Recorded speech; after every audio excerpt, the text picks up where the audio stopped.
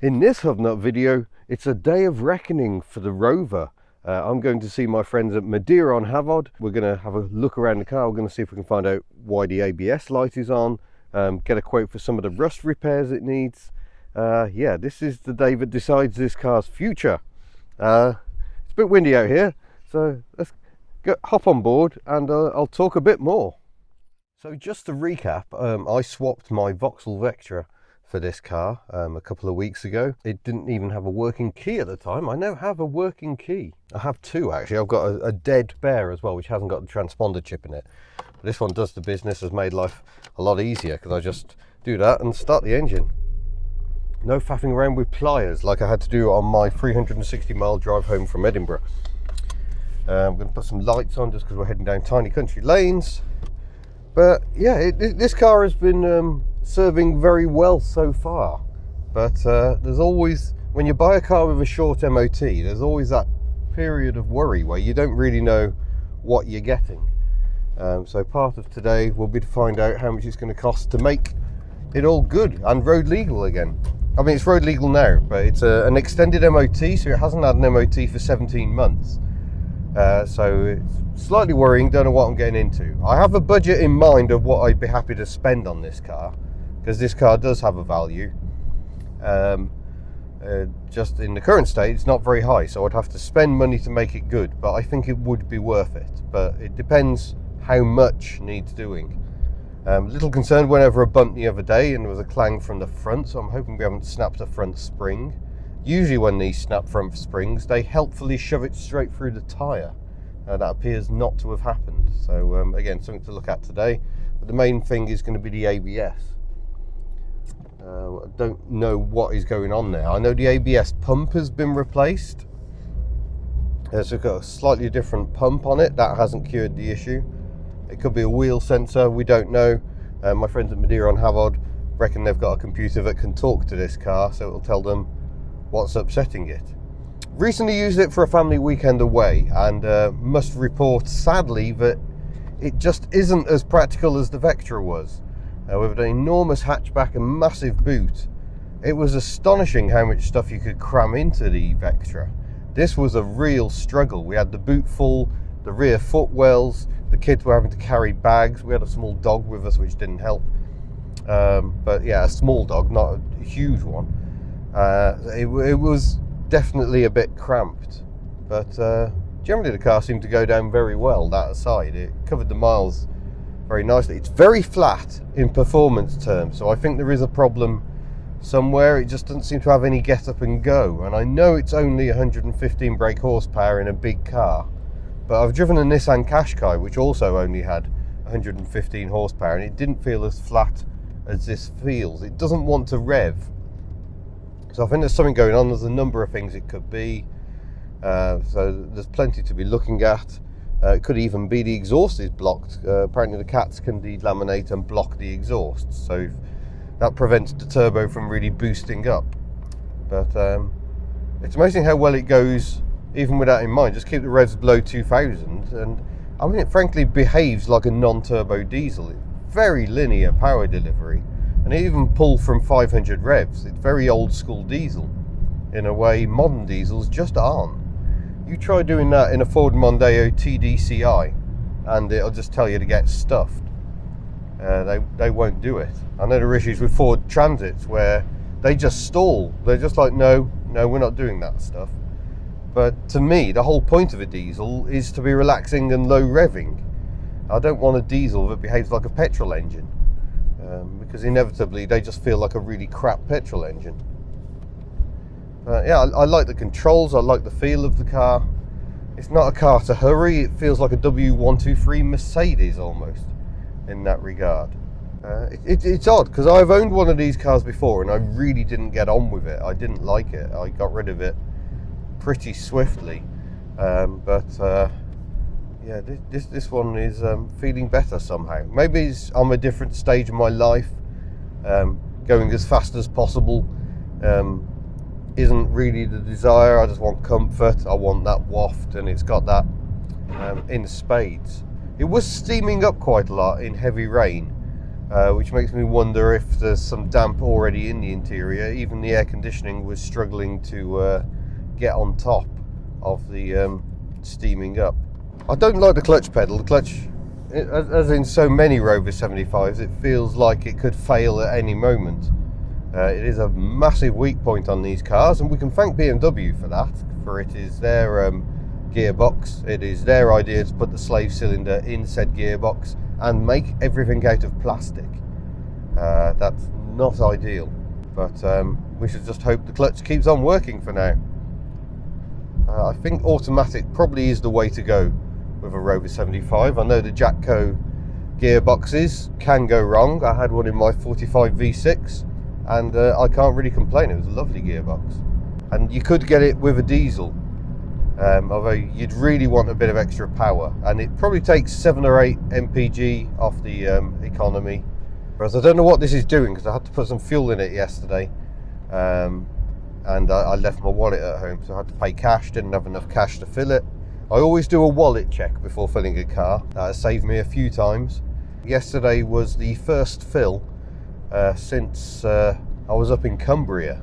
It was about 550 miles, so that's not bad going, I don't think. And it was just below quarter of a tank, the danger zone on the Rover 75s and the MG ZT.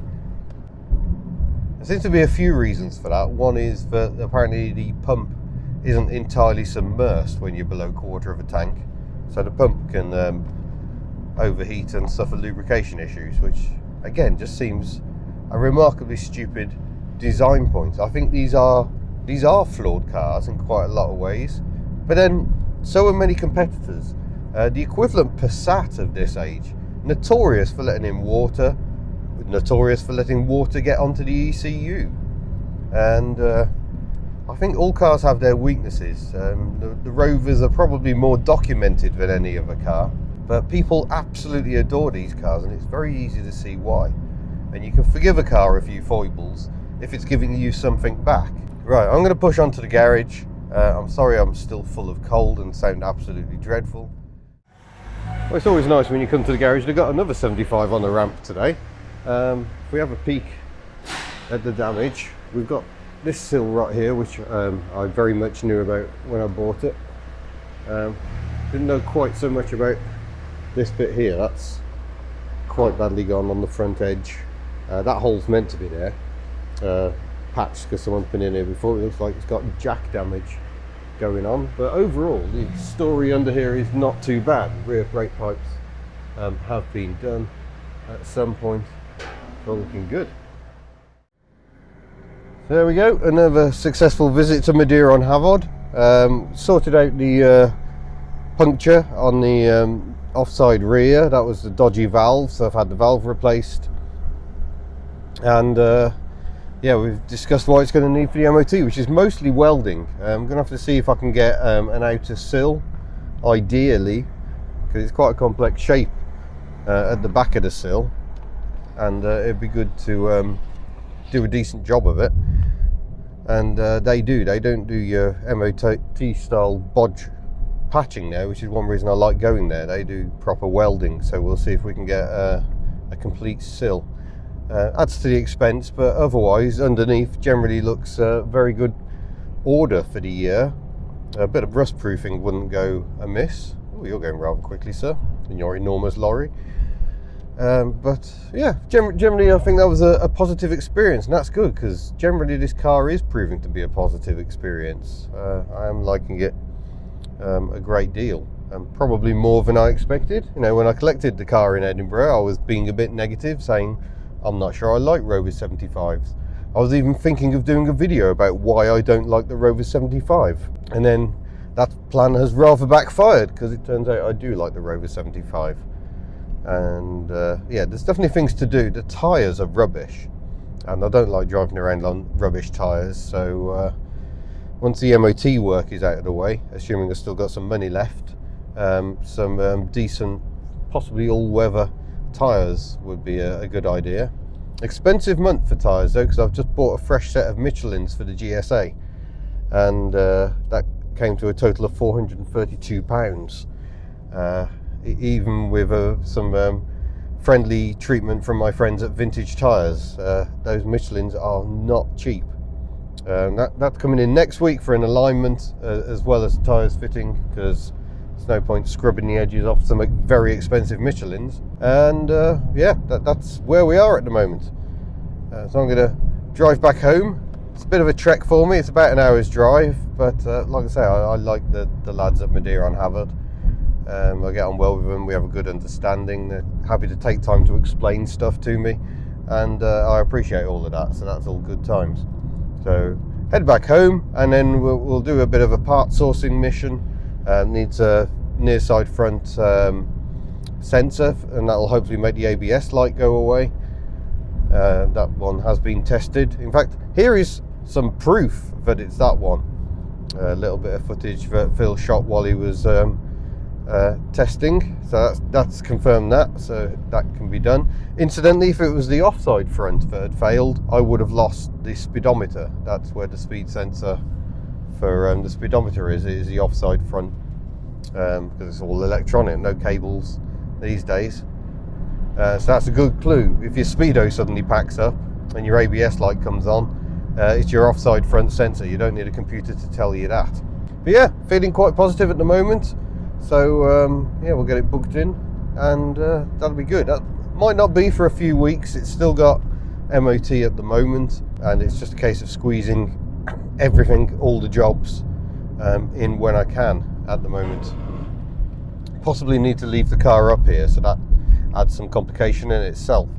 But yeah, Rover, I'm loving the Rover, and that's where we are. Right, I'm going to drive home and possibly go back to bed, because I still do not feel great.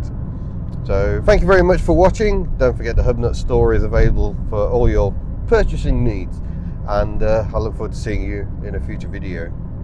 And I might not even pursue, to be honest, because I'm just not feeling all that well. It might turn into an Achu. But this is what this car does well. Building speed in top gear. Woo! Aquaplaning. Well, this is odd. We've got a bit of a bonus here, because for some reason, Rita, the Rover, she has been named by the children, and some people might notice a slightly dodgy film reference there. She feels more lively, and I'm not sure why. I don't know if it's because she has had a bit of an Italian tune-up on this trip, which has seen the fuel gauge drop quite dramatically. But get her out on the road, and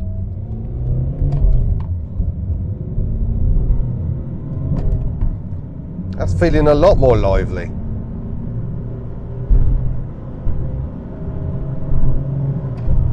By heck! What has done that? Is it as simple as the fact that I gave her some beans and it's cleared something out? I don't know, but oh yeah, it feels like the turbocharger is doing something now. It's very strange. We've done nothing. I don't think Phil did anything while he was in the computer to clear any codes or anything. He was only looking at the ABS. I may have to quiz him, but whatever the reason, Rita is now quite lively. The children have named her Rita, by the way, and it's quite sweet. Of course, they know nothing of the dodgy film reference, and quite a lot of you probably don't either. But yeah, Rita, Sue and Bob 2 is a very dodgy film indeed, but it involves a Rover, an SD1, not a 75, but nonetheless. Revitalised Rita. An unusual experience.